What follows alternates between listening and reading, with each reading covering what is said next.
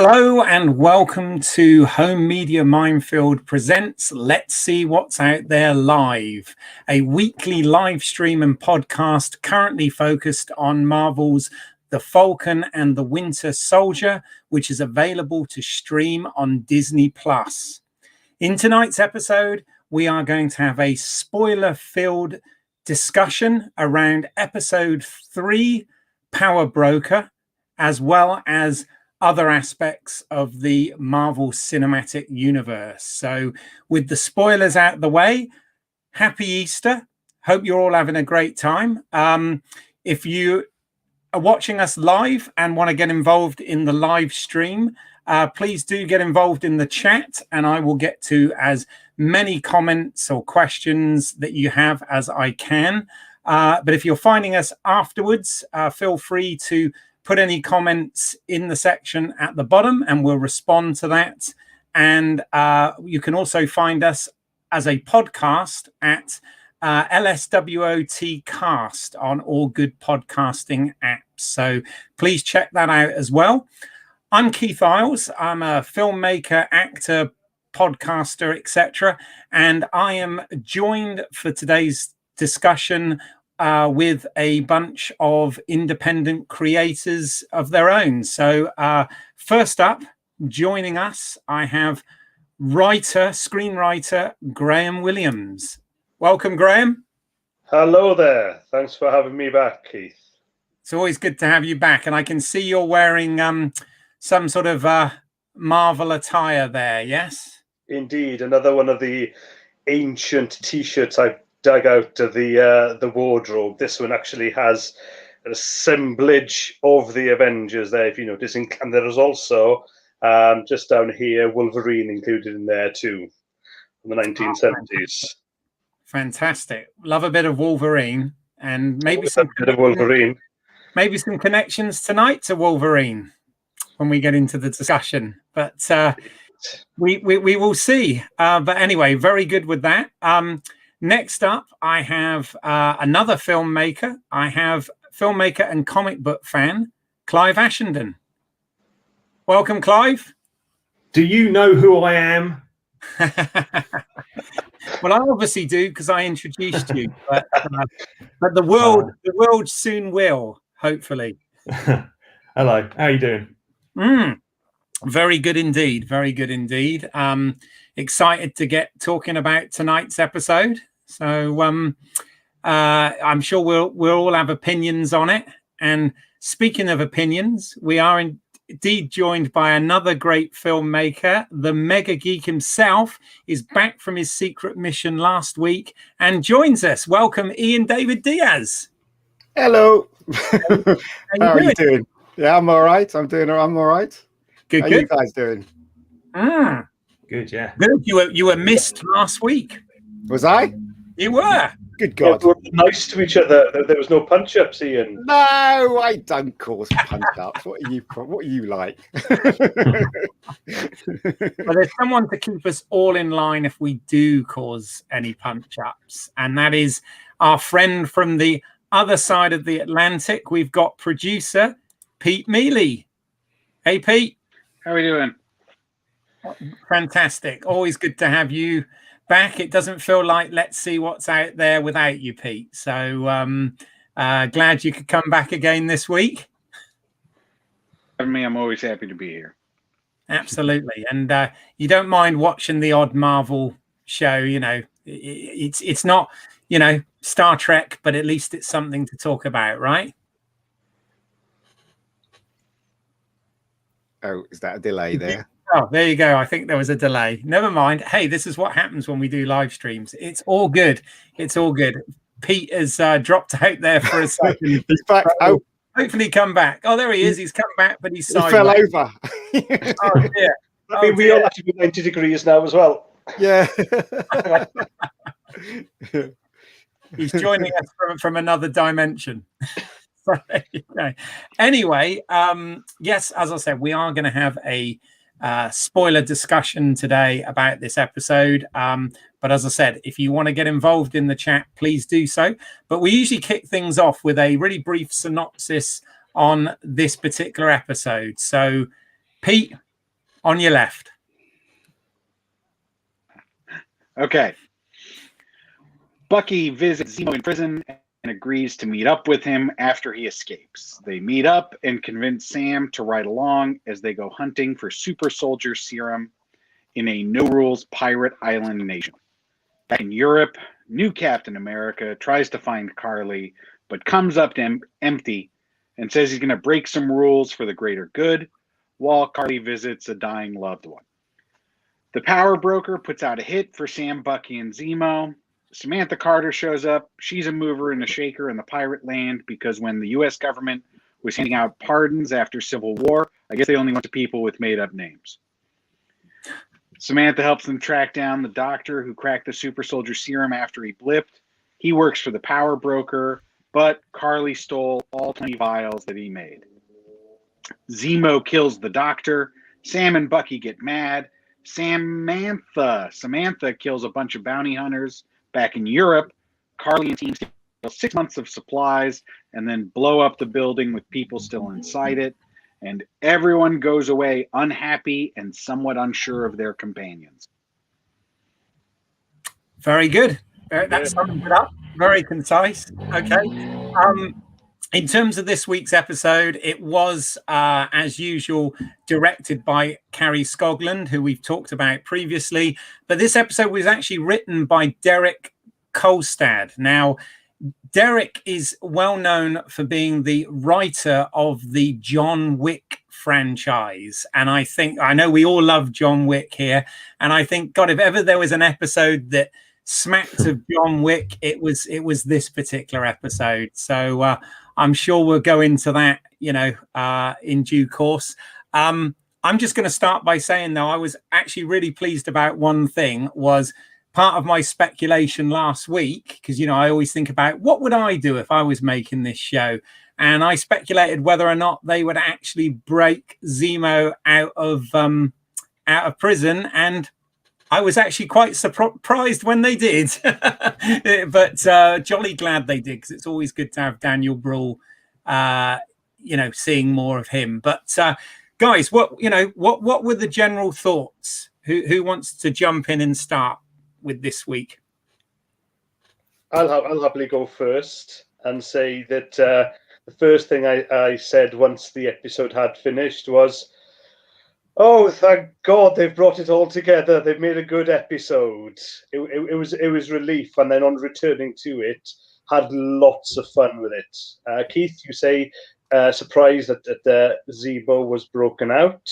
I was delighted, and the way it was done as well, really cleverly done. This had a lot of cheese to it throughout the episode, but I didn't care because it was the series that I had been hoping for, and I received it in oodles, bundles, and I know that as we discuss, I'm sure there'll be some nitpicking or what have you, but ultimately, it was a joy to watch twice pre this live stream. So for me, it was a double thumbs up.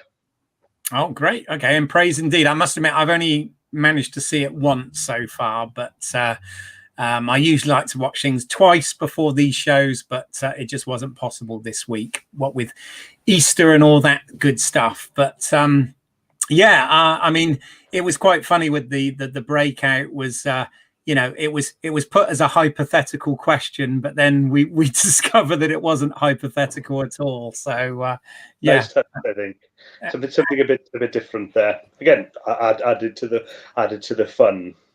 Absolutely. What did you think, Ian? You don't want to know what I think. Yeah, seriously. I wouldn't have asked you. I thought last week's episode and this week's episode was very dull. This episode was so dull. I almost want to stop watching it. Even the action was dull, in my opinion. I just didn't like this episode at all. I'm not feeling this show at all. I don't know why. Actually, I do know why, because it's slow. I mean, as I said, I wasn't here last week. I watched last week's episode and I wasn't thrilled about that either. I don't know. To me, the characters is not working for me, and I just thought That's all I can say, really. That I didn't think this was exciting at all. None of it was exciting. I thought the action was a bit slow, personally. But that's just me, right? So anyway. Well, no. I mean, were you sort of digging into that? So obviously, this leans quite heavily on the particularly the Captain America films like Winter Soldier and Civil War. Yeah. Were you a fan of those films within the MCU?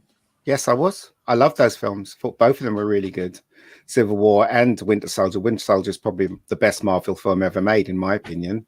I mean, coming close to, I guess, Endgame and the other one before Endgame, which I can never remember the title of that one. But Infinity War. Infinity War is slightly better than Endgame. But this one, there's something about it that it's really dull. I'm not warm to Sam or to the Winter Soldier at all. And then you've got all that really long stretch with those the super soldiers and them, talking about want to be a teacher and all that stuff. And I'm like almost falling asleep. And then you got the bit at the ending where I'm like, okay, so what? Do you know what I mean? I'm not feeling this show at all. Do you think crazy Zemo, masked up Zemo going on a bit of a rampage? No. Just I can't do anything until I'm in my cozy blankety mask. I mean, that either. No, they go inside, right? They go inside the crate. What is it? The crate thing, and it's obvious there was a door, and they went in there, right? And they can't be that stupid where they're both talking to the scientist and let Zemo do what he's doing, looking for a gun and all that. So you mean to say those two idiots weren't they know what he's like? Obviously, they've worked with him before, and those two idiots weren't paying attention to what he was doing. They just let him roam free. It's just like, huh? And then we find out he's rich. He was always rich, huh? Do you know what I mean? All these things just didn't click with me at all. Then Sharon turns up, kicks ass. But we knew she was going to kick ass, don't we? That kind of thing. And what you mean to say that she, after everything that's happened, they even given her a pardon, or the Avengers saved the entire world, yet she's still in hiding? You know what I mean? It's just it stinks of they don't know what to do with it. That's all. He breaks out of jail. Why would they let him break out of jail? Why would they trust him? All right. Well, we'll dig into all this stuff, I'm sure, but those are all fair points. Clive, do you have anything to counter this? What are your thoughts on it? Well, I really enjoyed the whole Madripoor section. I thought it was tremendous fun. I thought I recognised that name, and I knew it was from the comics, but I couldn't think where. And then I had to remind myself that it was from the sort of mutant comics of the sort of early 90s, like New Mutants, X-Men, X-Factor, that sort of thing, and all those crossover things they used to have every fortnight, it seemed. Yeah. But so I really enjoyed that. It was like, it felt like they were expanding the MCU, that we were going somewhere we hadn't been before. We're going into this new cyberpunk world. I was getting, well, obviously you get massive John Wick vibes throughout the whole. It's like basically going into John Wick land, aren't you? But I was also getting, it also reminded me a bit of like Neo Tokyo from Akira, bit of Matrix, and I like the dynamic with Zemo once they got him out. I mean, the actual prison break, it was clear because they did it in that sort of parallel storytelling way, where it was like a fait accompli when he's sort of brought out, which is it's a bit. I guess it's a bit Ocean's 11-y, isn't it? They're sort of doing it like that. But I thought that worked well because it just kept things moving. I mean, I know Ian. I know you said it. You felt it's a really slow show, but I felt this week felt much faster than it had in previous weeks. And obviously, if it doesn't work for you, it doesn't work for you. But for me, I kind of enjoyed going into that world, and even like stupid bits, like suddenly Zemo's doing a bit of dancing on the dance floor when they go in the nightclub, which just random, But I mean, obviously, there's like massive retcons in this whole thing. Baron, like Zemo is now Baron, like he is in the comics. He's now got the mask. even the way Daniel Bruhl's playing him is very different. I went back to Civil War just to remind myself a little bit. Didn't have time to watch the whole film, just watched a little bit just to get a flavour. And his performance in that is very intense. It's very kind of like contained, and it's very, he doesn't say a lot, but the essentials of the character are the same, because he's a very kind of manipulative Machiavellian type character, to the point where how on the nose is it that he's actually reading Machiavelli. Very on the nose. Oh God, I cringed a little bit at that. That was a little bit too on the nose, I thought. But then they already had him playing chess in his cell the previous week, didn't they? When they revealed him, so it's like, okay, we get it. I think So he's got a little bit more verbose since he's been in prison. It's a bit more hammy, but in a way I like. So I was fine with it. I like this sort of constant manipulation, needling of the two of them. I thought it brought out Bucky and Sam quite well, because they had to react to it. Sure. They're stupid, those two, aren't they? To let him. I mean, for God's sakes! I mean, who wrote this script? They're just showing us that Bucky and Sam are the most dumbest superheroes ever. To trust him like that, and also the government would compound his money. How comes he's still rich? How comes his butler still working for him? How long has he been in jail? Do you know what I mean? All those things, just like. That's assuming that all his money. That's assuming that all his money's in America. That he's not salted away in like Swiss bank accounts and who knows? I don't know. I don't know either. I agree in that there are lots of things in this that are super convenient, and I'm sure we'll get to them as we go through. But Pete, I mean, this is what makes this good. This is why I like it when we have differing opinions on these things, because I think that's important. By the way, Clive, was I right that the Wolverine reference that I alluded to in the opening was because of that place that they visit, right? That was somewhere that Wolverine used to hang out in the comics. Is that right?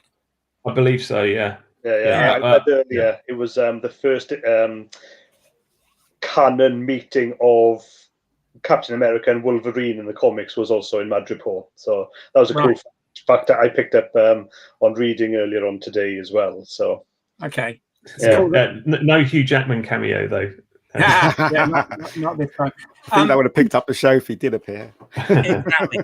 Pete, I'm curious as to what your thoughts were on this, because at the moment we've got kind of, two people really enjoying it. Where do you sit on this this fence or wherever?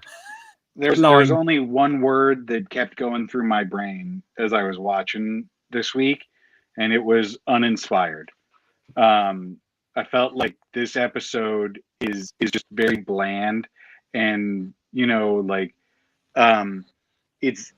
I'm sure that I would feel better about this show if we hadn't just watched the Scarlet Witch, because the Scarlet Witch was so inspired and so like groundbreaking that it's very hard to watch a show like this now.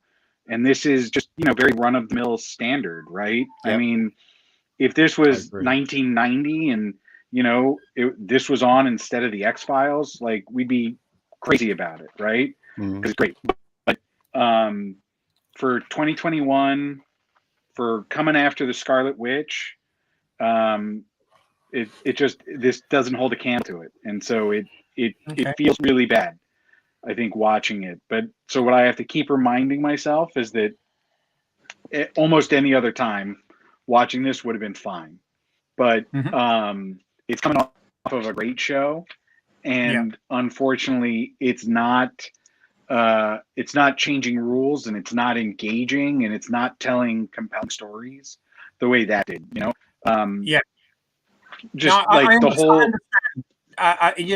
Scarlet Witch, WandaVision has cast quite a shadow, and essentially what you're saying is this doesn't kind of live up to that. Is that right? It's dull. It doesn't. It's dull. Like having Sam pretend to be some guy called the Smiling Tiger, and that joke never really pays off. Like, Yep. he gets busted with the phone call, but it's not like he tries to half-ass his way out of it, and then they call him Sam. And I'm like, are you kidding me? That's what's going to get this busted? Yeah. Is that he's trying to like play up the bank thing like a robber, but then she calls him Sam, and that's it, right? And so it's like on paper, it's like this was the first draft, and they just shot it. They didn't That's how I take it feel. the second or third draft and make it better. You know, they're like, Yep. he just does a thing on the phone. Do it. Okay. And it's No, like, Just a quick one. Sorry, Keith. I just noticed one of my notes. When I got the vibe when they were in the bar, I got a major Picard episode, and I couldn't remember the name of- Definitely. Do you remember Definitely. Episode 5 of I Picard? also hated episode One 5. where About to he's say wearing the that. eye patch and it's all a bit silly. Yeah. Yeah. I just had that wave of that over me, and I went, bloody hell. So you know, but it's still, I thought that it was still a bit more enjoyable. Yeah, it was a bit clunky. I think I agree there, where you guys maybe think, okay, they're not inventing anything new, and they're rehashing some old stuff, or just not really trying there. But again, more fun, really. No, that's cool. I mean, it's good here. So we got kind of two that really enjoyed it, two that not so much. I have to admit, I've only watched it the once, but I'm sort of somewhere in between, in so much as I found it entertaining overall. There's certain things that I really love about it, which we'll get to. But likewise, you know, I've got some nitpicks as well, which we'll get to. Before we do, there are some people watching, and I've had a few comments in the chat. So Mr. Brown from the Brown Alliance has said good evening, and he has put that he thinks it's well produced but boring. So which is probably a fair comment. Ian is doing a thumbs up to that one. So thank you, Mr. Brown, for watching this evening, and please guys, check out Mr. Brown's channel. It's the Brown Alliance. He does some interesting live streams there, and I've had the pleasure of being involved in a few of them myself. So that's always appreciated. Also, Paul Dulake is watching us, and Paul has put, I enjoyed the sequence around the containers. Sharon's badass. I think she acts like she can really handle herself, and he's done the fist punch sign. So we all like Sharon, I'm guessing. Yes. The most kick-ass Sharon on TV since the Osbournes. Oh wow. There's a deep cut reference. So Paul G. Lake has also said you can't really question the realism of story when it's superheroes ? So, Of course you can. Of course you can. Okay. The thing is though, as I said the first time we did this, there's a level, there's fantasy, and then there's got to be a level there has to be a balance between fantasy within that realm of fantasy. So with this, it's just stupid writing. The screenplay's terrible. I mean, as I said, you got to start with the basics. Why would someone as intelligent as Sam and Bucky trust this guy? Why would they let him roam around? Why would they fly in his plane? Why, you know, they wouldn't. I mean, the things he did in that movie, you know, what's it called again? Civil War. Civil War. The things he did in Civil War, you would not trust him, yet they trust him. So that's what I'm saying. It's just stupid writing. They could have written this much better, and had the logic within the fantasy realm of the show. But anyway, that's just my opinion. I have to admit, even though in the speculations last week I said about, you know, a prison break, I was being guessed it. Yeah.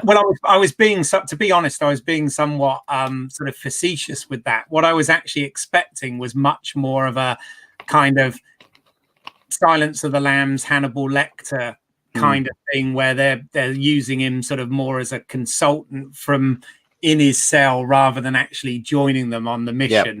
Yep. But you know, just a few more comments as well. So Mr. Brown has said it should be weekly missions like $6 Million Man and not a story arc. Maybe, again. That's really interesting. Yeah. What do you guys think about that? It might do the show well if they did that, but Yeah, it's you know, even the fight in the bar was dull in my opinion. I was like, oh, okay, whatever. But maybe Mr. Brown's got a point. Maybe they should do, you know. Clive, what are your thoughts on serialized arc storytelling versus episodics? I think, much as though I would love a Marvel series which was episodic, I feel like then that's not the route that they're going to go down at the moment, just because it's not the way that most sort of serialized Disney Plus shows, you know, streaming shows are going. You know, it's all about the big story arc.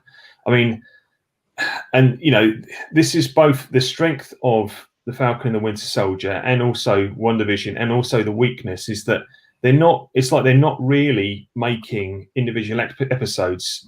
You know, they beat them out like they are, but they're making a 6-hour movie essentially, which is why I think some parts feel very slow, and you know, it's like it's like quite a baggy movie where they have spots where, okay, great, we can really zoom in on character here, which means you get stuff you don't get in the movies, which is a plus, but also sometimes that can bog it down. Sometimes it's just not that interesting, you know. Whereas, you know, I feel like this week's episode I enjoyed more because it did move.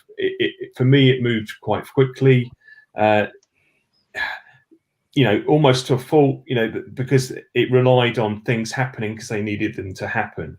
Yeah, that's the worst thing about the script is that they actually put things in there because it has to happen rather than it actually happening. If you know what I mean. I mean, it's stupid scenes like them walking in slow motions to meet. Can't remember who they met, the woman who got shot. Why have that in there? Plus, they know it's a series, so if they write for a movie, a 6-hour movie, they're dumb, they're stupid, because each episode has to capture the audience so they can persuade the audience to move on to the next episode, and that's not what they're doing. So it makes you wonder, you know, who's writing this thing, and basically how stupid can they be if they don't treat it like episodes, which is what they're not doing. So, well, Graham, what are your thoughts on that? Because obviously you are a man, I know you're a family man, and you have a bit of a rule where you have is it 3-episode rule? I've bent it for this. Only a 6-episode series, so it's usually the 4-episode rule, and that literally came from me watching The Wire many years ago. And I thought with the Wire, not to digress too far, but it was 1, 2, and 3. It was too real. I just didn't know what the series was, what it was trying to do. And the 4th episode came along. It had humor. It had that scene in it, you know, the F word scene with McNulty and I can't remember his name now. That when they were doing detective. So anyway, 4-episode rule that came in. So I bent it for Falcon, Winter Soldier this time, and yeah, I felt that this 3rd one is the one that makes me continue watching because it was intriguing enough. But back to the comment that was made earlier on episodic, I think it's intriguing. It really, that would be quite retro to do that because you're going back many years, again, pre-Wire, and you know the Sopranos, where they were they were the first ones to really be popular and quite meaty and lengthy as well. So to go back to episodic as an idea, as a concept at least, it's intriguing. But the only risk there, I suppose, is that that formula becomes formulaic, especially at the time. And you know, you're in this Marvel universe now, and maybe to have that where the same format has to happen each week. It could work for a series, you know, like a series season 2. I mean, but I'm not 100% sure it would work for this. I take your point that, you know, with having a 6-hour long script and it being a bit baggy, you know, we all remember back to episode 1 and elements of episode 2 of Falcon Winter Soldier where it just didn't quite work. Now, maybe, you know, I am more pleased with episode 3, because actually it all came together, and in comparison to 1 and 2, it's much better. Maybe that's where I'm coming from. You know, maybe it's like episode 1 and 2, and as I said last week on here, I don't know. I really was on the fence, gaining splinters in, you know, and I was like, I don't know, guys. I was honest enough to say that. And this week is the one that the 3 episode rule, it has tipped me. Okay. Pete, Paul Dulake kind of agrees with what you've said here about, yes, he has to admit the club scene didn't really work, was like the weakest Picard episode. So do you have comments on that, Pete, as you're a big Picard fan? That was an episode of Picard that I hated too, because it just felt like sloppy writing. Like they wanted to do this joke of putting Patrick Stewart in an outlandish outfit, and so that's what that episode was. And I think here, I don't understand what they were even trying to do by putting a Sam in that smiling tiger outfit, or giving him the joke of drinking the snake guts in the bar, right? It was all I could think was if I was the bartender who had this guy come in and all the time he drank this thing, and then I watched Sam do that, I'd be like, oh, this is not the same guy. Right? Like your cover's blown. It's just it's just little things like that makes this episode crap. Last week's episode was even worse in my opinion. This one's just slightly better, but it's still stupid. What they do is dumb, in this episode. So there's not much. All I can say is reset, restore, and rebuild. That's all I can say. There you go. Quoting the show. I like it. We got another comment here from Paul Dulake. He says he agrees with Clive. I like the long presentation. Probably a bit more challenging, but I don't like a format which ties everything up like an episode of Chips or Baywatch. Love Chips. Baywatch. He chose those examples, but thank you, Paul. There are shows that it does work for, like for instance, what is it? Actually, loads of shows where they have a story arc going through it, but they're individual stories, but the story arc still goes through it. It might work. I don't know. I'm thinking why Paul mentions Chips and Baywatch. Maybe it's taking us into some cheesy gags around greasy food and the Hoff. I was going to say the Hoff as well, and skimpy clothing, perhaps. Excellent. That's what we want. Well, I'll tell you one of the things that I did particularly like about this episode, and Ian will know this, having worked with me a few times, is one thing I really don't like is flat lighting, and this seems to be a thing now because obviously so much more is sort of done in post-production that often things are shot pretty flat and whatever. But if you watch any of my movies, plug on my British Isles channel, I like to play with lighting quite a bit, and Ian knows this. And one of the things I really liked about this episode was I thought that it looked fantastic in terms of obviously when you're in a nightclub or something, you're going to have stylized lighting, but even some of the exterior scenes and whatever, they seem to play with that, and it was quite stylized. And I just wondered, PJ Dillon is the cinematographer on this series, and I just wondered whether any of you had any kind of Keith, it's standard though, isn't it? It's standard. This is what shows look like now, especially shows with a good budget. I've seen this a million times, the way this is lit. I mean, it's no different to I don't know, any show that's on now. Do you know what I mean? So it's standard. It's nothing really special about it, really. I mean, it looks nice.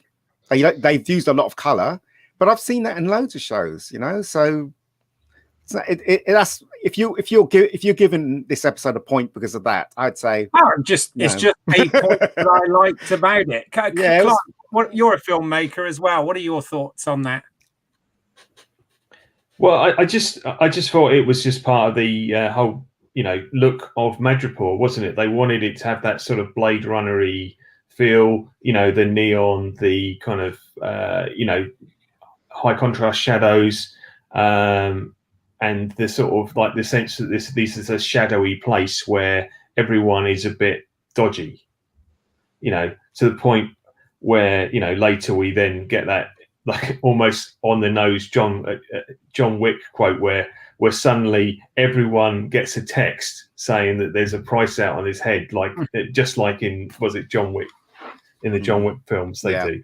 But, yeah. So, but I like the feel of it. I enjoyed all of that stuff. I also enjoyed the faux sort of RoboCop trailer at the beginning. The sort of in-world stuff, which I much prefer to the sort of let's have a massive info dump about this government agency that we had last week. To let's have I'd much rather they show us a faux trailer and then have some scenes with Carly trying to break into one of them to sort of show us what they're like and why they might be a bit dodgy. Mm-hmm. It's sort of that's showing me. That's not just telling me. So that was that again. That was a plus point over the previous one.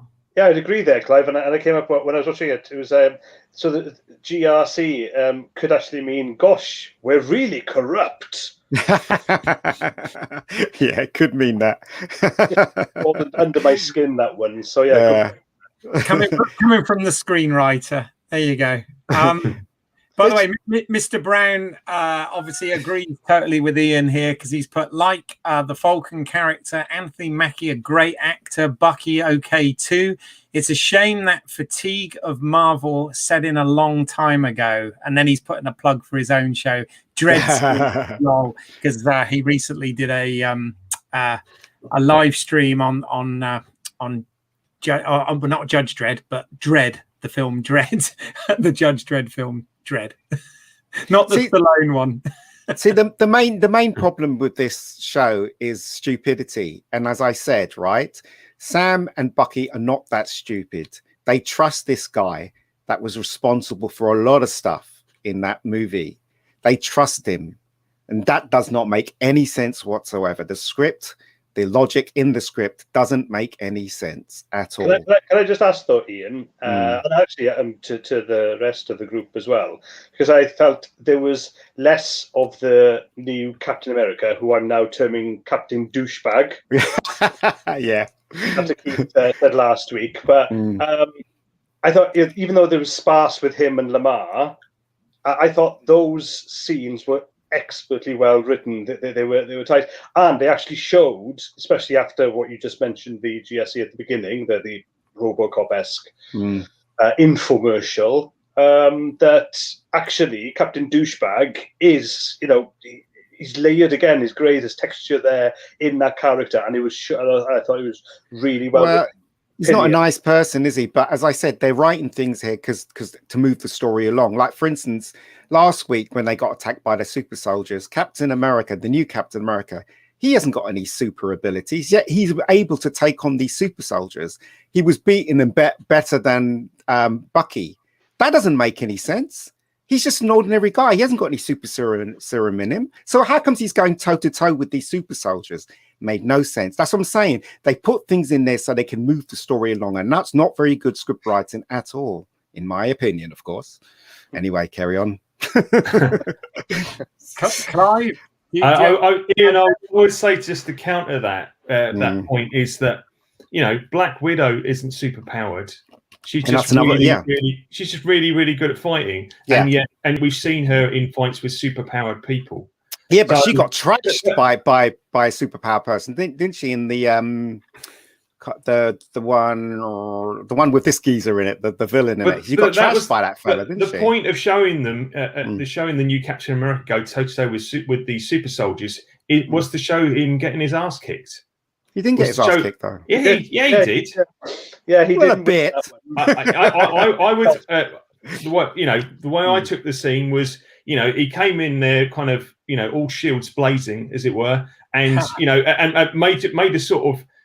It was like basically he had the element of surprise, but then once that wore off, then quickly it really turned, and he was yeah, and him and his buddy. I think he fared more better than Bucky. That's for sure. When the curly head girl threw him out of the thing and stuff like that. I'm just saying it. Just well, I mean, the point is they got away though, didn't they? Yeah, so they did. Yeah, they did win. If you want to look at who won that fight on the top of the truck, the renegade super soldiers, whatever they're calling them, won, didn't they? So yeah. But as I said, it to me the script is dumb, especially this episode. Incredibly dumb. Why aren't they paying attention to that guy? They're not, and it's just things like that bother me. And it's the script writing. That's all it is. It's just bad script writing. Sorry, can I just weigh in on that? I would say that there are for me, there were things seeded in the script, which basically is like you either swallow it and you go with it, or you don't. And if you don't, and that's fair. But I'm saying it's like the thing with Zemo. Like there was this whole thing about they said, they basically said we can't trust this guy. But then they had this conflab, Bucky and Sam, and they were like, he's got a code. He wants the same thing as us. So they decided to kind of trust him within a certain parameter. Now you could argue that no. That was how I read it. Okay? They didn't even pay attention to him when he was with the doctor. I'm not going to argue that. I'm not going to argue that they shouldn't have foreseen that, because it was clearly in character that he, how do I stop them making more super soldiers? Bang! It was like the most kind of coldly logical way to kind of take that part out of the equation, right? Mm-hmm. So for me, that was in character for Zemo, and why didn't they foresee it? Because they're not the smartest tools. That's what I'm saying. But Marvel shed. That's what I'm saying. They're not stupid, but equally they're not. This is what's happening with the Marvel heroes. With the Marvel heroes, why are they so dumb now? They were quite clever in the movies, weren't they? I remember the first Guardians of the Galaxy. What's his name? The main character in Guardians of the Galaxy. He wasn't that dumb. And then as the second film came along, he was as dumb as a plank of wood. And now Sam's dumb as a plank of wood, and so is Bucky. What the hell's going on? Captain really don't know. Never clever. Basically, Tony Stark. Bruce Banner, they're the genius level. Come on, common sense. Their way out of trouble. I want to hear from Pete on this point, simply because I know when we've done some of our Star Trek podcasts, which you can find at LSWOT cast on all good podcasting apps. But when we've talked about that, Pete, one of the things that frustrates you more than anything is when the writing is not up to par and logic, no pun intended, but logic doesn't feature into it. So what's your thoughts on this, Pete? Thanks for turning to the American to ask why the Americans are so stupid. That wasn't intentional. The characters. We're talking about the characters. Right. But and on behalf of Americans everywhere, I apologize. But I think that the big thing here is that I oh man, so many parts to this, Keith. I don't know I'm going to answer your question well, right? But I will say that I don't. I see more Ian's point for Star-Lord, right? Because that was definitely like they changed that character. Yeah, they wanted. Like, because he was so funny, they thought, well, let's just lean into it. Mm-hmm. Here, it doesn't feel like they're changing the characters.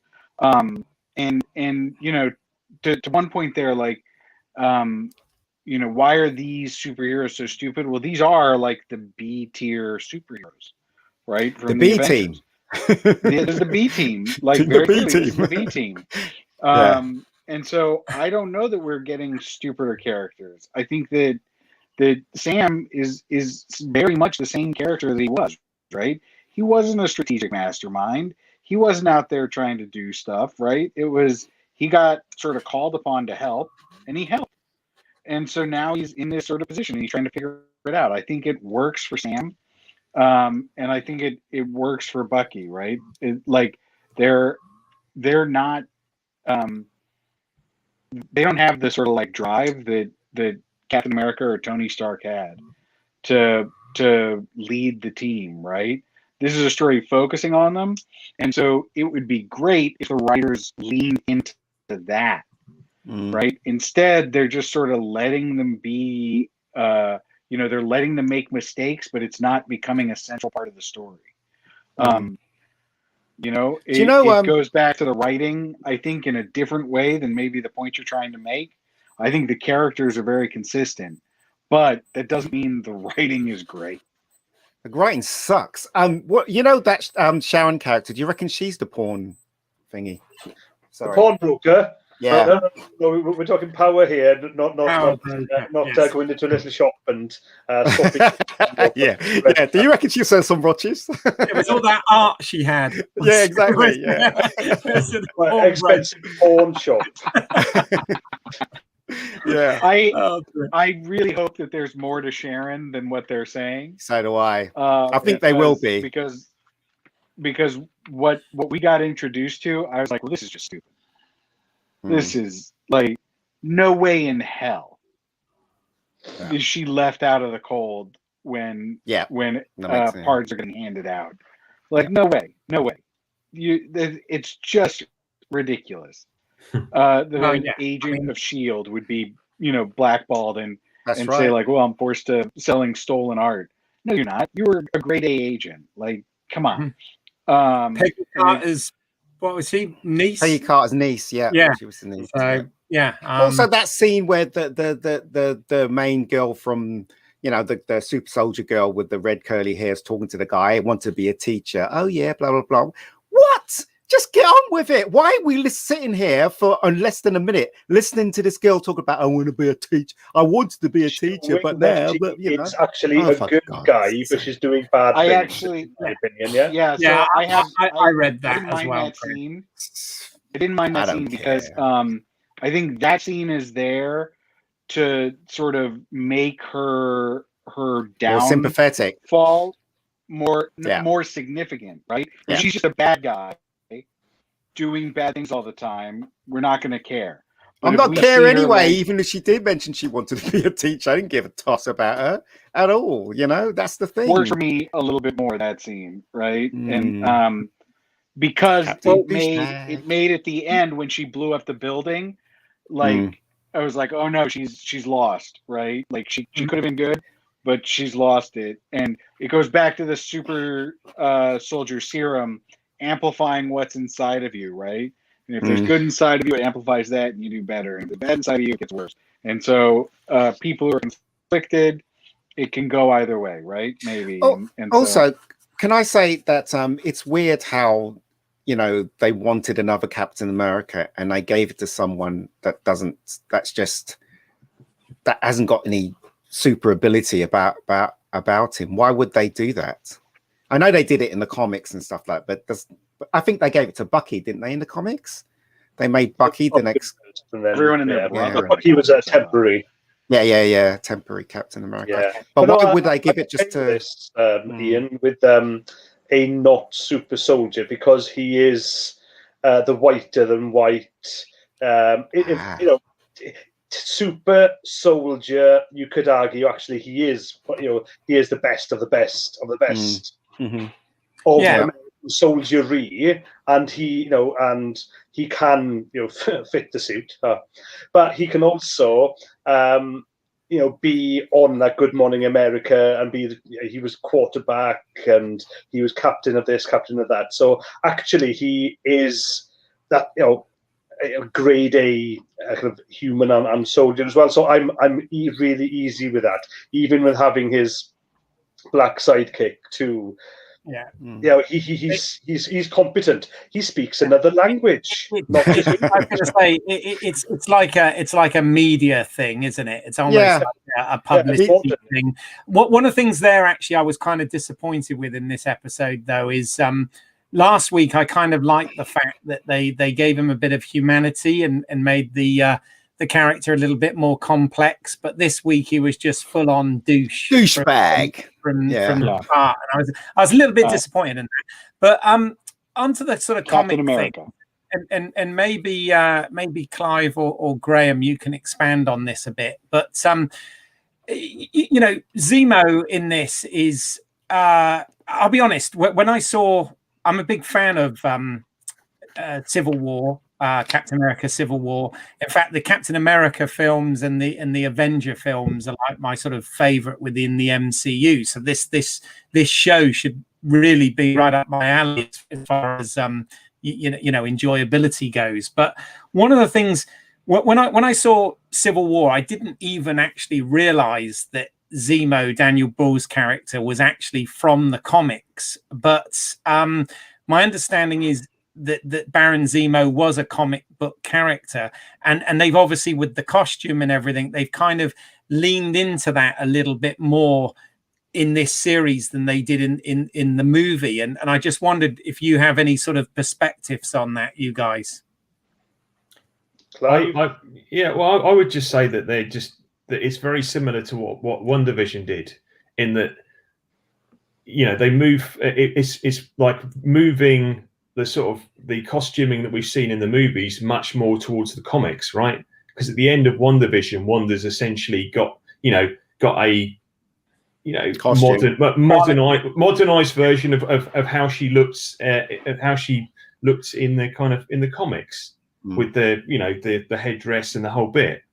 Whereas I don't think at the end of this, Daniel Bruhl is going to be wearing like all purple with like big, like massive fur, weird collar things, and like he did. Well, that's what I mean. But they do what they do, which they adapt it and make it a bit more, real world in inverted commas, right?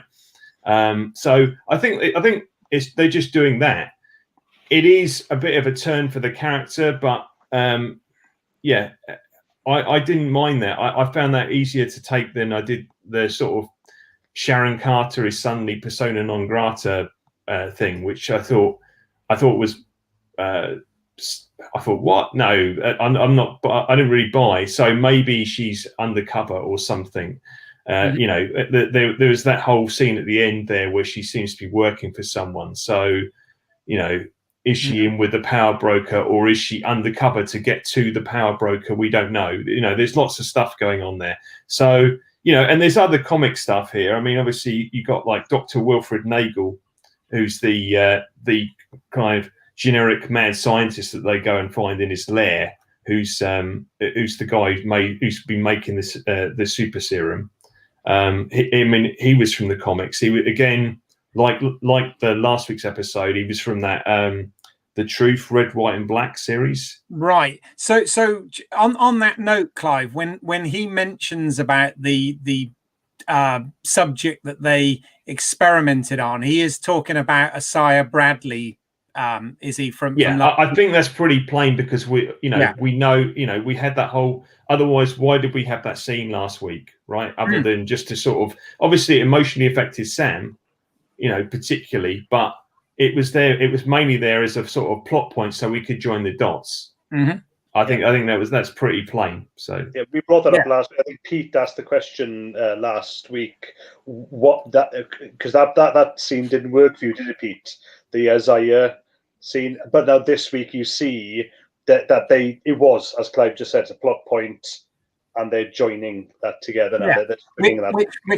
Which I think they're doing with Carly as well, and that scene where she, the scene that you didn't like, Ian, where she went and talked to the person who was dying or ill or whatever. I think that's probably going to link to something else. I mean, one of the things on the subject of costumes as well, one of my thoughts this week was that the new Captain America costume. Obviously, we've had numerous Captain America costumes across the movies, and the one I always liked was the one he had at the beginning of The Winter Soldier, just because that felt a little bit more toned down and realistic. Yeah.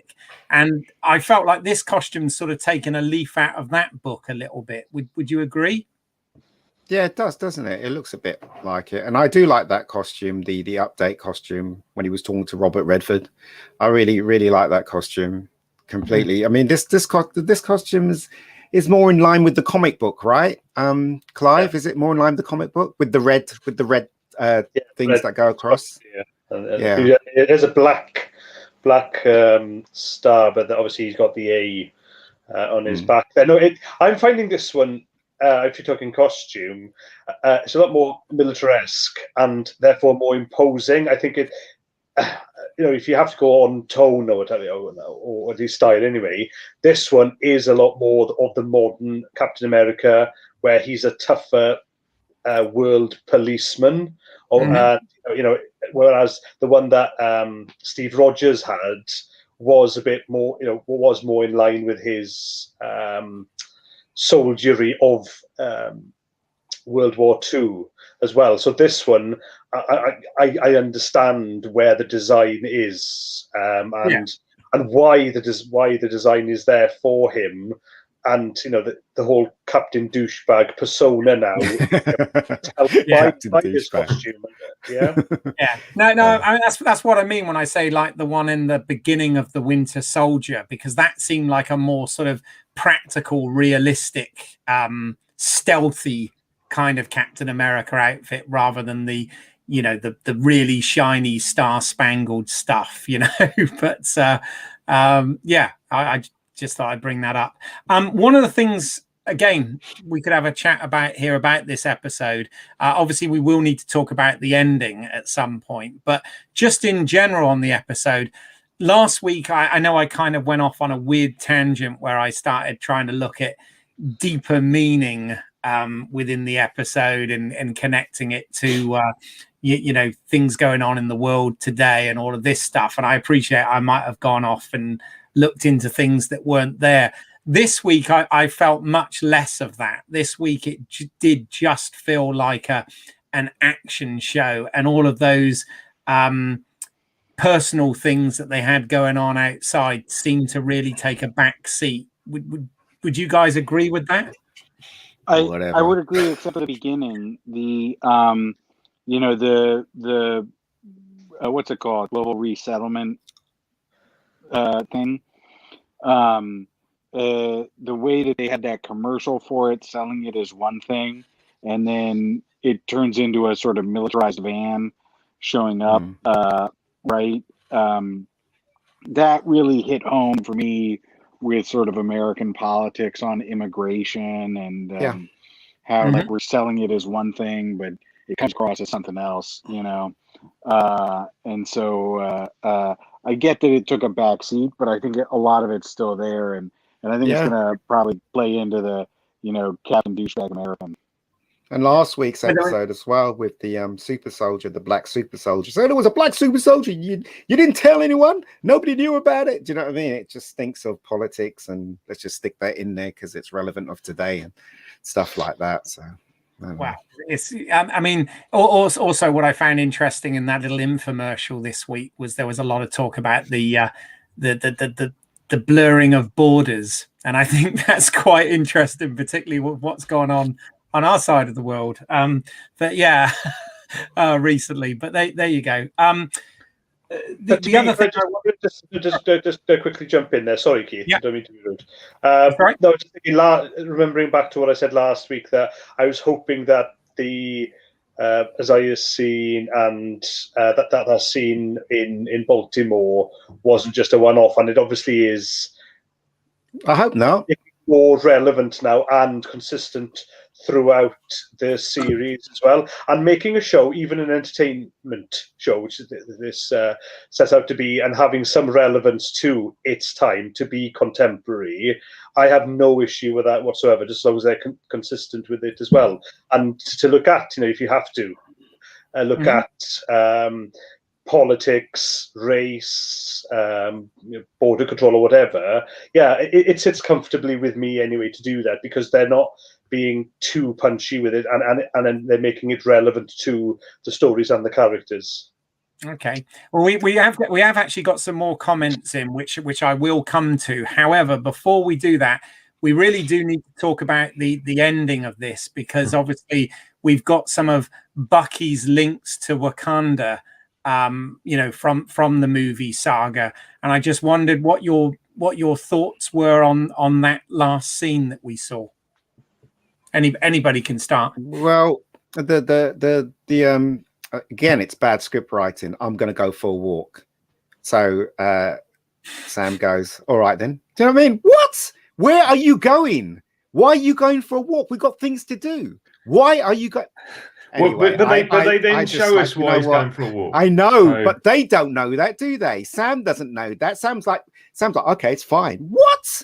Do you know what I mean? We're here doing something. With him. Zemo's with him. There's two of them. You don't know. For God's sakes, it makes no sense. They did it so that they can move to the next point in the script, right? In the story, which is bad. It's bad script writing. It really, if he's gonna meet that woman and have a link to Wakanda, there's got to be a better way of writing that. I'm sorry, but I do not accept. I'm just going for a walk, and they don't question him.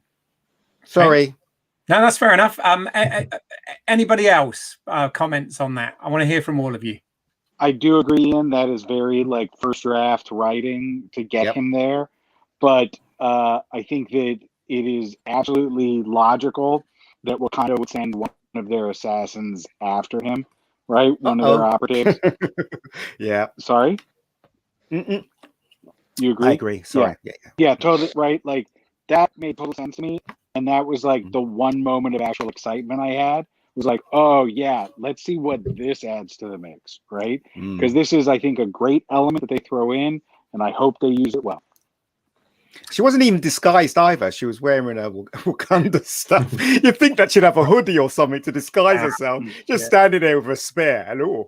Like, what the Anyway, whatever. It's a comic book, Clive, I feel you might bring some balance to this.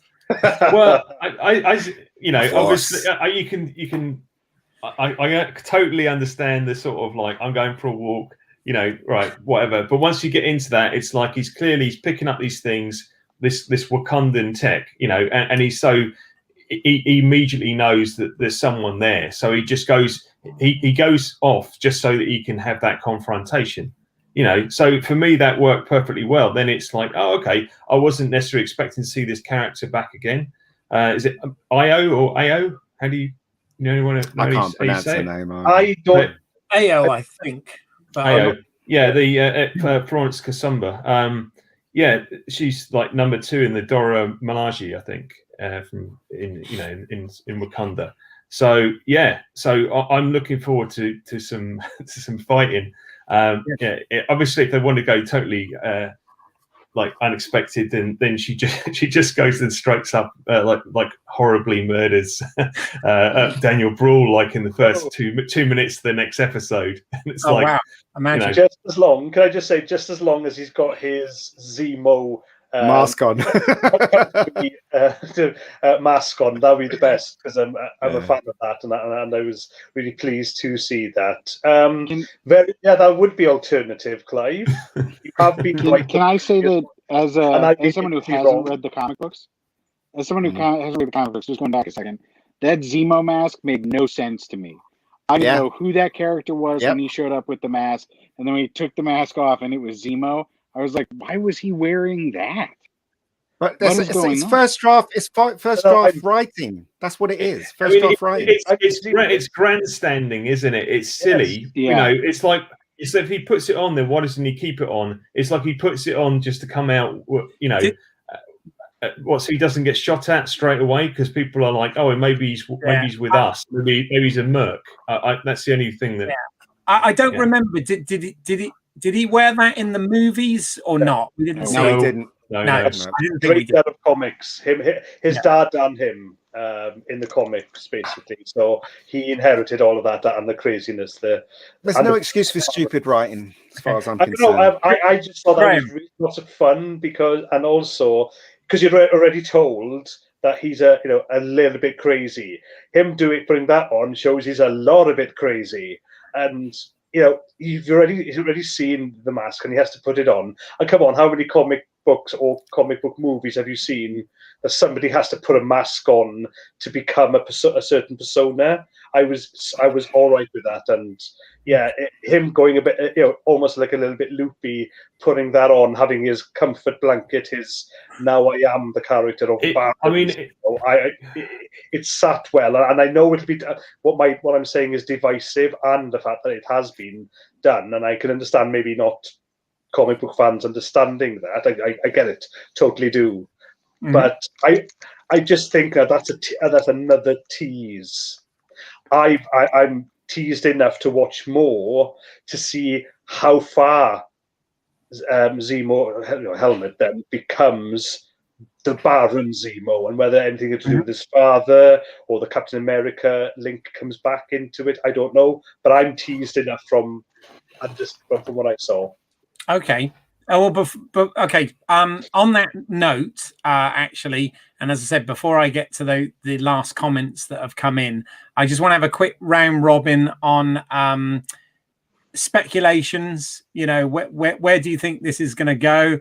I'm going to throw one out there straight away. Is obviously Wakanda is where the vibranium comes from, which obviously made Captain America's shield and whatever. So I'm wondering whether our heroes might end up with their own shields, possibly. Who knows, before the end of this, for some sort of showdown, if our douchebag America turns into a bad guy, which Captain Douchebag. Yeah. But what do you think? You can still just say Captain America. There you go. So go on, Pete. On that note, you start off. Speculations.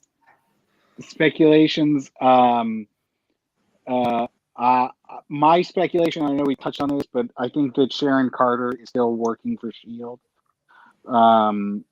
And so she's going to be an undercover S.H.I.E.L.D. agent.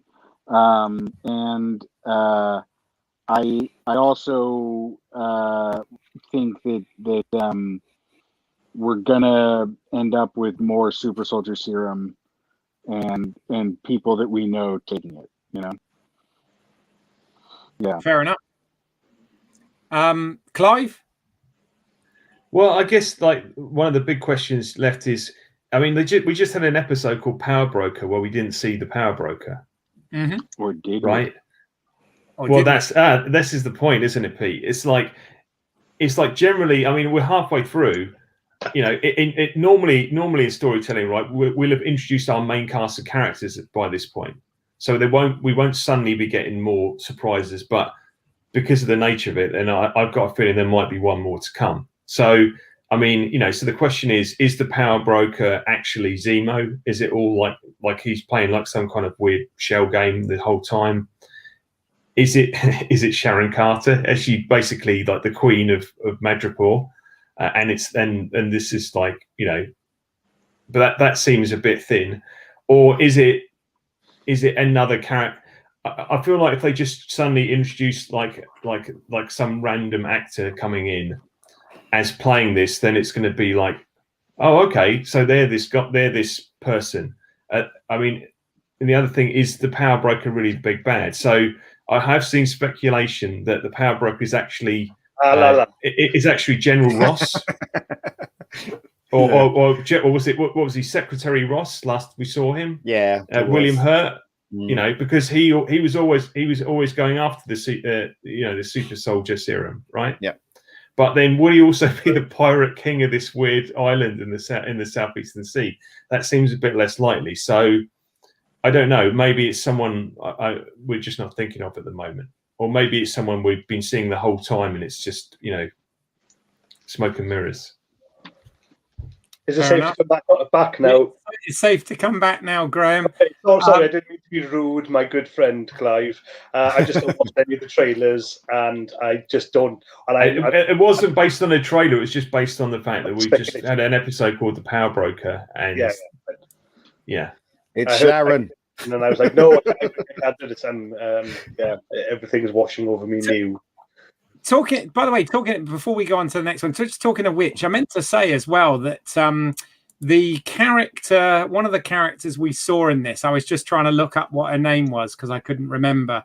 But Mama Donye in this, played by Veronica Falcon. She also played a character in Agents of S.H.I.E.L.D., which is kind of weird because obviously, that confirms, I guess, that it's not in the same universe, right? Who knows? Well, I mean, look at Star Trek. You've had actors coming back playing multiple different characters, haven't you? So you have. That's true. But Kevin Feige's tried to avoid that as much as possible. But anyway, sorry, that was just a side. Graham, what are your thoughts then? Who did I get to? It was Graham, wasn't it? Yes, sorry. Yet to hear from the Mega Geek on this one. I think I'm going to pull my punch on this one because I haven't speculated. Okay. Because I've not watched the trailers. I've deliberately tried not to get onto any kind of geek site or look at speculation, and I'm literally just looking forward to what happens next. To be fair, though, all four of you on this, from episode 1 and episode 2, whenever you were on, have actually made speculations that have come true as well, or have actually happened here. So if we're talking genius level versus the B team, I think you're all at Tony Stark and Bruce Banner, and I may be Torres in the van. Oh, come on. Kevin Feige needs to take us all on because we're all creatives that could bring to this show. That's what needs to happen. Listen, what I hope will happen is that you'll have more crazy ass Baron Zemo mask Blanky wearing. I think that is kind of his kind of superpower, really, him putting that mask on. Sharon Carter being a bit more than she is. I hope that'll come out as well. And my guess was that the power broker, not the pawn broker, the power broker is actually Zemo, but if it's not, I wouldn't be too put out by that. Fair enough. Mega Geek, predictions for next week? I don't have any. The show, personally, for me, if I wasn't your friend Keith, I'd stop watching this show because I found this episode very, very dull, as I said, and the script is terrible. Making you watch it, mate. No, I'm just saying. But the script is bad, absolutely bad. So I don't know what's going to happen next, and quite frankly, I'd be pretty surprised if anything gets any better from this point on. It still needs to wow you, then, Ian. Fair enough. A few comments we've had in. So Paul Dulake did say ages ago, based on the Chips and Baywatch comment, I do love those shows, by the way, but you get my point, and a little winky face. Mr. Brown has also said the Winter Soldier was a masterpiece of entertainment. We've come a long way since then. But Mr. Brown's also come up with another comment, which I'm going to put up. This one's really going to throw the cat amongst the pigeons here. So brace yourself. So he has put that a Doomcock video says that viewer turn-off point stream doesn't like the woke stuff that was in last week's episode. And I know this is controversial, but I thought this might be a good talkie point to finish on. So any thoughts on that, chaps? Yeah, can somebody translate that? I don't understand. Well, basically, in Doomcock's video, he said take it with a pinch of salt, because he always says that. He said that when they did the interview with Bucky and Sam, I think it was that moment, the ratings went down. But I don't see how he could know that, because there's no way you can know if the ratings have gone down within that point. So I don't know. Right. Okay. So I did read that this week, even though it was an old article, that the first episode was the most watched episode of Disney Plus's streaming, basically, since it began. It even topped Mandalorian, and it topped WandaVision as well. That was episode 1. So that's a fact. I know that. Whether it dipped after that, Does it matter? It'll to us. Does it matter? You know, if it's not doing so well, it'll get cancelled. Yeah. Well, That's how it works usually, isn't it? So yeah. Well, no, not these days. No. No. I mean, look at Batwoman. That's still going, and that's got the lowest ratings ever. So there you go. Okay. I would just say on that point that was made in the comment that it's not like what they're doing is a bait and switch. It's not like they started episode 1 and it was just all zap, you know, kind of like superhero, you know, actiony stuff and nothing else. You know, the kind of the, you know, what's being called the woke stuff was in episode 1, right? These themes, you know, looking at, you know, the way Sam's being treated as opposed to the way John Walker's being treated, you know, it's there all the way through.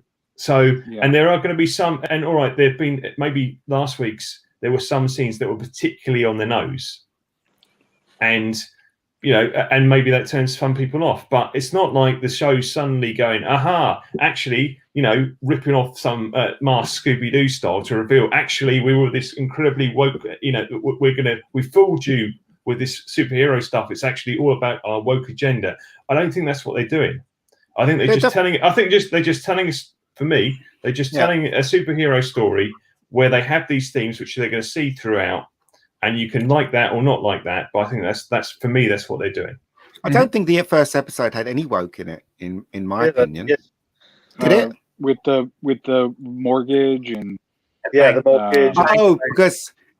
Because he was black and they wouldn't give him the money. Is that what you're saying? Oh, okay. Yeah. Well, I think they didn't give him the money because she didn't have enough collateral, and he couldn't see a way of her paying it back. I thought he actually stated that, didn't he? Yeah. So what you're saying is, if he was white, they would have given him the money. Is that what you're saying? Well, they did kind of say that in the show, didn't they? As well. Yeah. They inferred that anyway. But Pete, have you got a strong thought on this?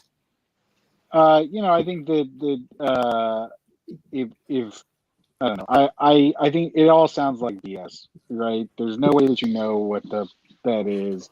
There's no way that this stuff has been released. That you know, the numbers are out there about when people turned it off.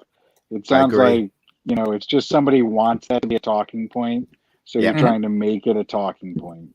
And you know, I think that with all this stuff where people are like, oh, culture, all that, agendas here, there, everywhere, I don't care. I think that everybody has an agenda, and I think what we need to focus on is it telling a good story or not, right? Whether you agree with the agenda behind it or not, that could lead to another discussion point. But are they telling a good story is what I want to think about and what I want to worry about. And so with this show, are they telling a good story? No. Right now they're not telling a good story. They're telling a meandering sort of rambling story. And so I'm not going to care until they start telling a good story. I agree. I mean, I think both you and Clive, you know, have made very excellent points there from slightly different sides of the fence, but essentially you're saying the same thing. And I'll be honest, I think that these comments get, my personal opinion is I think they get thrown around way too often at the moment. Yeah. I'm just, obviously, I've told people to put things in the comments, and I promise that I'll get to them. Mr. Brown has put another one saying, someone inside at Disney shouted at the turn-off point, go woke or go broke, and apparently they were fired on the spot. So but the thing is, I don't believe that, though. Yeah. How could anyone know that? That's the thing, and unless obviously somebody told someone, and Doomcock got a hold of that information. But it all sounds a bit fishy to me. You know, I agree. I think it sounds very fishy, and as Doomcock rightly said, apparently, according to you, that you know he says to take it with a huge grain of salt, and I think take it with a bag of salt. You know, this sort of thing. We've always had long conversations about this, and some shows and entertainment and movies, you know, have more of an obvious agenda than others. But I sort of agree with what Pete's saying and what Clive's saying to a point in the fact that, you know, if we're being told a good story with it, then who cares, frankly? And I think the issue we've got in this panel tonight is, you know, some of you think that a good story is being told, and some of you think that a good story is not being told. And I can actually see both points. So I must admit, I'm invested enough to keep watching on this at the moment. But whether or not this show will stick the landing remains to be seen. It does feel like it's evolved into something different already, like 3 hours in, or 2.5 hours in, or whatever it is in actual time, than it started out as. But obviously we're still only at the halfway point, and it can go you know, there's a lot of directions this could go. So yeah, but does that mean, you know, based on what you were saying, Ian, does that mean that you won't be coming back next week, or you will? No, I promised that I'll watch it and be on this show. Of course, I'll be watching it. But as I said, you know, the show's not doing anything for me. This episode was really dull. The second episode was dull as well. But this one's slightly better than the second episode. But still, it's not doing anything for me. Even the action is bland in this. You know, it didn't do anything for me. But as I said, again, just my opinion. Which absolutely you're entitled to, and that's what we want on the show, is people's opinions. Clive, Graham, Pete, are you kind of happy to come back next week and talk more Falcon and Winter Soldier? Yeah, I mean, I'm an idiot, right? Like, I'm gonna watch all this stuff whether I like it or not. So, more than happy to come back and talk about it. Well, I'm different, I suppose, to Ian and Pete, because I think I'm spending all this money on these entertainment services, and if I'm not being entertained, I switch off, right? Yeah. But on that, this one got me, teased me enough. I'm coming back. Fair enough. Clive? Yeah, well, I mean, you know, I enjoyed this one. You know, it was good fun. What can I say? So yeah, I'll come back. I mean, it's not you know, it's not a surprising, you know, intriguing series in the same way that WandaVision was. It's clearly its own thing, and you know, some people will prefer that. Some people I know got a bit annoyed with all the kind of sitcom-y stuff and lost patience with WandaVision. So this is much more straight down the line. But this one I thought was a lot of fun, even if, you know, I had a few, you know, even if there were a few nitpicks with the sort of story logic or the PG-13 violence where people are getting stabbed and shot and there's no blood appearing anywhere. But, you know, I did enjoy the action. I did enjoy some of the character stuff. And yeah, I hope that at the end of the next episode, they don't just repeat the same shtick of like, and now we're going to reveal a new character at the end, right? Because that's what they've done at the end of every single episode. This is so true. You know, unless, you know, they can't keep doing that unless at the end of the last one, it's like, and here's Doctor Strange. No, I don't. Maybe they will do that. I don't know. That's where it finally comes in, right? We finally get the Doctor Strange cameo that we wanted in WandaVision. There you go. That's right. That's actually quite a good point as well. One of the things they do, you were saying about PG-13 violence, but man, they killed a lot of people in this show, don't they? It's like, you know, I did sort of recoil at the amount of people that, you know, Sharon Carter, for example, killed in that fight sequence. I was like, wow, okay, she's going for it. But can I just remind you of Clive's headcanon from last week, where Bucky just walks into the air hangar, and actually in Clive's headcanon, he'd been kicking ass, and there's actually a whole bunch of bodies just laying prone outside. So yeah, so we skipped that last week, and we had it this week.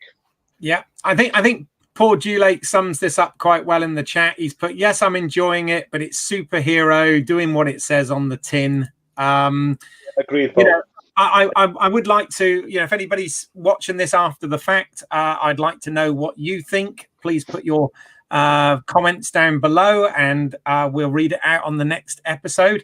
I also want to know, is Saturday the better day for watching this, or on a Sunday like we normally do? I'm keen to hear what people would prefer.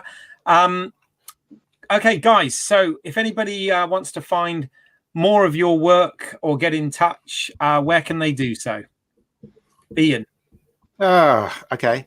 I have a channel called the Rebecca Gold channel. I have a website, a web series called Rebecca Gold, award-winning web series, as everybody keeps reminding me to say that. It's 5 episodes, and it's got better scripts than this episode, that's for sure. Things make sense. So YouTube, Rebecca Gold channel, that's my channel. It's also got films on there, but you can't see them now because I put them unlisted, because my main movie was taken down by someone who says they own the copyright to it, which they don't. So I'm trying to fight that. So I've got a strike on my channel, which is very annoying, but there you go. What can you do, eh? We'll get anyway, that's my channel. Okay, yeah. So please check out Ian's work. Pete, how can people get in touch if they want to? Follow me on Twitter, too many E's, and there'll be links to all this when this goes out as a podcast. Cool, thank you. Graham, you can abstain if you wish. I don't know. Anything you'll want to tell us about you're working on? Or in getting in touch, as I said, I'm more in low town than high town. Fair enough. But no, I am a screenwriter and novelist who currently focused on second draft of my modern western, Where the River Bends. So when that is completed and ready for publication, I will let everyone know that who I know what they need to know about where to buy the book. Sounds good. And Clive, you could, if you want to check out some of my short films I've done, you can go to Vimeo and put in my name, and you will find my work as my most recent work as a director there. Fantastic. And likewise, you can find my directing work if you go to British Isles. That's EYLES on YouTube. Obviously, if you're here, you know this channel, Home Media Minefield. Please check out some of the other live streams, unboxings, and physical media reviews. And please consider giving the channel, the video, a thumbs up, subscribing to the channel, and hitting that bell icon so that you don't miss anything moving forward. Likewise, this goes out as a podcast on all good podcasting apps under LSWOT Cast. So please consider giving us a review if you like this sort of thing, because that would really help us out, and we'd appreciate that. But in the meantime, thank you for everyone that got involved in the chat. We really appreciate you watching along, and also putting your comments there. I think I got to nearly all of them, so thank you for that. Please spread the word, and we will see you next time on Let's See What's Out There.